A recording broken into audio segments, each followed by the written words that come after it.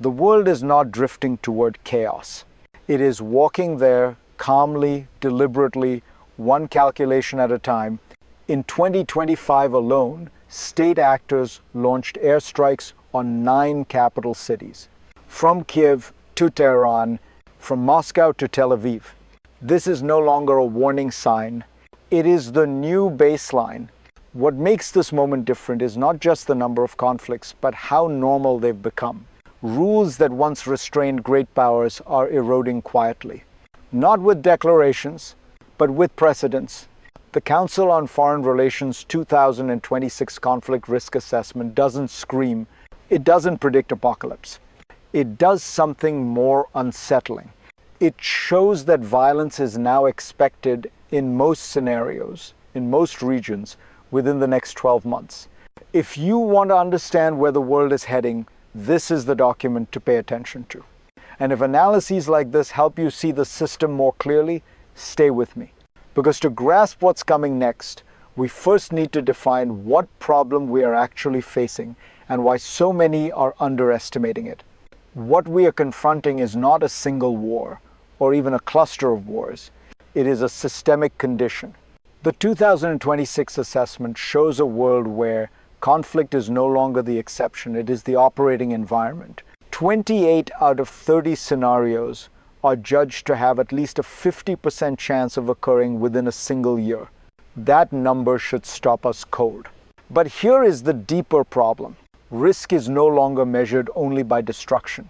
It is measured by attention, by what major powers choose to prioritize and what they quietly accept. Some of the most brutal conflicts on the planet are deemed low impact on US interests.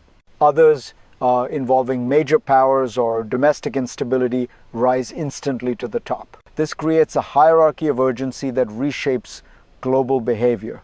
States learn from this. They test boundaries. They escalate, calculating that the system will absorb the shock. So the core question is not whether conflicts will happen. The data already answers that. The real question is why this pattern keeps repeating and where it began. To understand that, we have to step back into history, into structure, into the cycles that brought us here. This moment did not appear overnight. It is the product of cycles, political, military, and economic, intersecting at the same time. For decades after the Cold War, conflict prevention rested on assumptions that deterrence would hold, that institutions would restrain escalation, that major powers would avoid direct confrontation. Those assumptions are now gone. The assessment reflects a world where interstate conflict has returned as a tool, not a failure. Long-running disputes like Kashmir or century-old border tensions in Southeast Asia flare up again because restraint is no longer rewarded. At the same time, major powers have normalized striking each other's partners, proxies, and even territory. Economic strain accelerates this cycle. Fragile states fracture internally, while stronger states externalize risk. Civil wars marked by atrocities, Sudan, South Sudan, the Sahel, expand quietly because the system's attention is elsewhere. What we're seeing is not chaos. It is selective order. Power determines relevance. Impact determines response. And once that logic sets in, escalation is no longer shocking, it is rational. That brings us to the first true rupture. The moment when this system stopped pretending and showed its teeth. The rupture came when escalation stopped being hypothetical and became visible. In 2025, interstate conflict crossed a psychological threshold. 9 capital cities were struck by state actors in a single year. Not border towns, not proxy zones, capitals: Beirut, Damascus, Doha, Kabul, Kiev, Moscow, Sana'a, Tehran, Tel Aviv. This was not one war spiraling out of control. It was multiple actors in different regions reaching the same conclusion at the same time. The cost of striking first had gone down. For the system, this mattered more than any single battlefield outcome. Because once capitals are fair game, restraint becomes optional. At the same time, attention fractured. As interstate violence surged, internal wars defined by mass atrocities, Sudan most notably received less strategic urgency, precisely because their impact on U.S. interests was ranked as low. This is how crises compound, not through headlines alone, but through what they displace. If this kind of analysis helps you see the hidden structure behind the news, stay with me. Because beneath these explosions lies something quieter and far more dangerous. The machinery that makes escalation feel inevitable. What makes this phase so dangerous is not aggression itself. It is the mechanism that rewards it. The assessment reveals a system where likelihood and impact have become detached from morality, legality, even human cost. Conflicts are filtered through a single question. Do they affect core U.S. interests?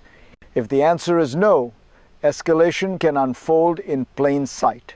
Major powers have internalized this logic. They probe, provoke, and pressure confident that responses will be calibrated, delayed, or symbolic. When deterrence becomes predictable, it stops deterring. At the same time, the United States plays a dual role.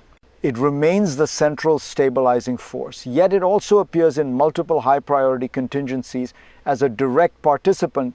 Ukraine, Venezuela, Taiwan, firefighter and arsonist operating within the same framework. Meanwhile, the infrastructure of prevention erodes. Institutions designed to anticipate risk are weakened. Early warning gives way to crisis management, and crisis management, by definition, arrives too late. This is how escalation becomes systemic. No conspiracy, no grand design, just incentives, repeated until they harden into structure. And once that structure is in place, it doesn't need permission to move forward. It creates its own momentum. That momentum leads directly to the next surge, faster, sharper, and closer to home. The second surge is closer and more uncomfortable because it involves intentional choice, not drift. Experts see military provocations by major powers as not just possible, but likely. 6 top-tier contingencies name the United States, China, or Russia as principal aggressors. 3 of them carry both a high probability and a high impact on U.S. interests. Ukraine intensifies. Infrastructure and population centers become targets.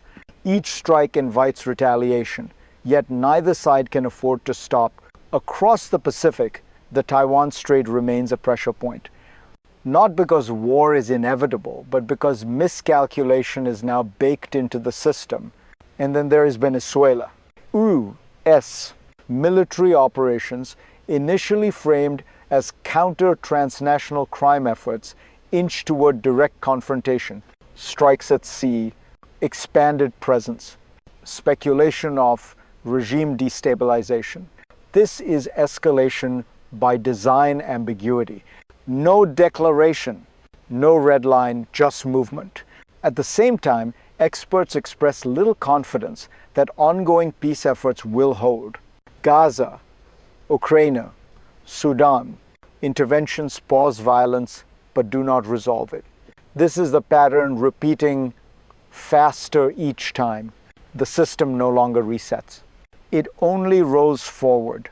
And when it does, the consequences don't stay abstract. They land quietly on people who never voted for this reality. This is where the analysis stops being distant and becomes personal. Because when systems escalate, you absorb the shock first, not through missiles, but through anxiety, prices, instability, and fear that never makes headlines. You feel it when energy costs spike without warning, when migration surges strain borders and politics harden overnight, when elections turn brittle, polarized, volatile because the world outside feels uncontrollable. The assessment includes growing political violence and unrest inside the United States itself. Not as an anomaly, but as a contingency. This is what global instability does. It doesn't stay over there.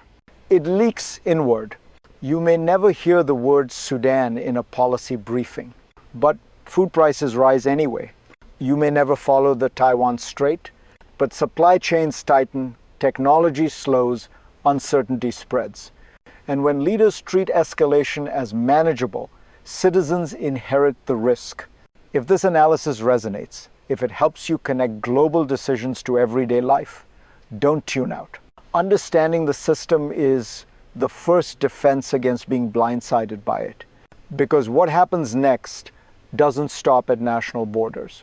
It reverberates across regions, alliances, and the balance of power itself. Once conflict reaches this stage, it stops being regional. It becomes contagious. The assessment makes this clear. Escalation in one theater reshapes calculations everywhere else. Ukraine is not just about Europe. Gaza is not just about the Middle East. Taiwan is not just about East Asia. Each flashpoint pulls on alliances, supply chains, and strategic attention. Resources shift, commitments stretch, and rivals watch closely, learning what works and what goes unanswered. This is how pressure multiplies. A strike in one region changes risk tolerance in another. A delayed response in one crisis invites bolder moves elsewhere. Even conflicts ranked as low impact carry global weight.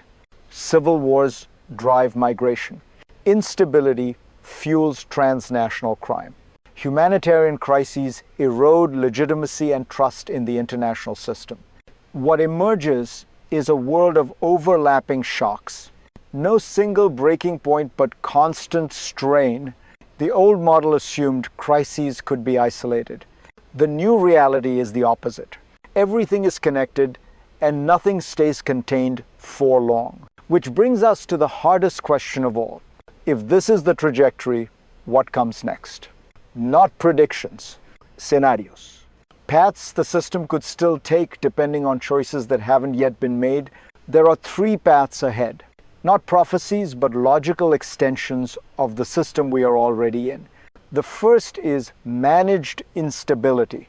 Conflicts continue, flashpoints flare, but escalation is contained through constant intervention. Crisis diplomacy replaces strategy. This world feels tense but survivable until it isn't, because it relies on flawless judgment every time. The second path is fragmented order. Major powers narrow their focus. They protect what matters to them and let the rest burn. Low impact conflicts multiply. High impact ones harden into permanent standoffs. Violence becomes normalized, uneven, and politically selective.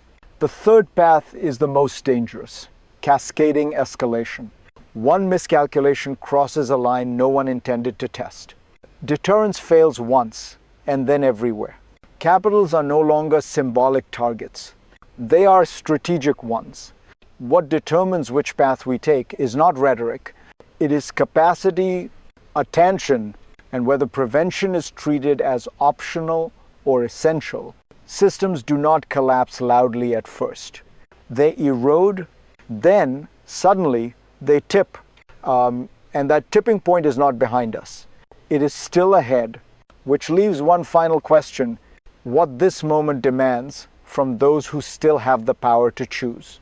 This assessment is not a forecast. It is a mirror. It shows a world where violence is increasingly expected, escalation increasingly rational, and peace increasingly fragile. Not because leaders want chaos, but because the system no longer punishes risk the way it once did. What stands out most is not how many conflicts may erupt. It is how narrow the margin for prevention has become. Institutions weakened, attention fragmented, decisions compressed into moments of pressure. The danger is not one war. It is the accumulation of many managed just well enough to continue. History teaches us this lesson again and again.